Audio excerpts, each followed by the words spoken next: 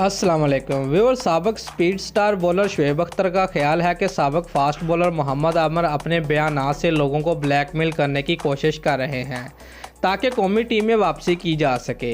Spot fixing scandal के बाद कौमी टीम में वापसी का खैर मुकद्दम होने के बावजूद हालिया माजी में आमिर ने जिस तरह से खुद को पेश किया उसने शुएब अख्तर को ज़रा भी मुतासिर नहीं किया। व्यूअर्स, 45 साल शुएब अख्तर ने अपने ऑफिशियल यूट्यूब चैनल पर बात करते हुए कहा कि हर एक अपनी राय का हकदार है, लेकिन मुझे लगता है कि आमिर अपने बयानात से दूसरों को ब्लैकमेल करने की कोशिश कर रहा है ताकि वो कौमी टीम में वापसी कर सके। इंग्लैंड मुंतकिल होने और शोहरियत हासिल करने और IPL खेलने के बारे में उनके बयानात से कोई भी ये नतीजा अखज़ कर सकता है। शुएब अख्तर का कहना था कि मोहम्मद आमिर को ये समझना चाहिए कि स्पॉट फिक्सिंग स्कैंडल के बाद उन्हें कौमी टीम में वापस लाकर पाकिस्तान ने उन पर एहसान किया है, लेकिन पिछले 1.5 साल में उनकी कारकर्दगी बिल्कुल सिफर रही।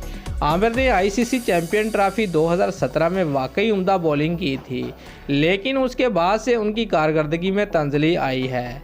शुएब अख्तर ने कुछ खिलाड़ियों और मुबस्सरीन के तहफ़्फ़ुज़ात के बावजूद पाकिस्तान क्रिकेट बोर्ड की तरफ से आमिर की कौमी टीम में वापसी को यकीनी बनाने के लिए उठाए गए इक़दाम का भी अदा किया।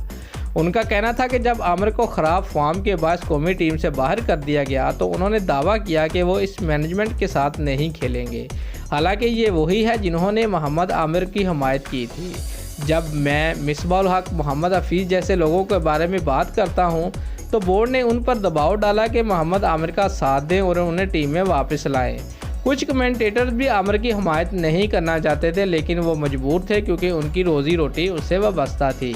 दोस्तों, अगर आपको हमारी ये वीडियो अच्छी लगी है तो लाइक और कमेंट ज़रूर करें और हमारे चैनल को सब्सक्राइब करना मत भूलिए। शुक्रिया।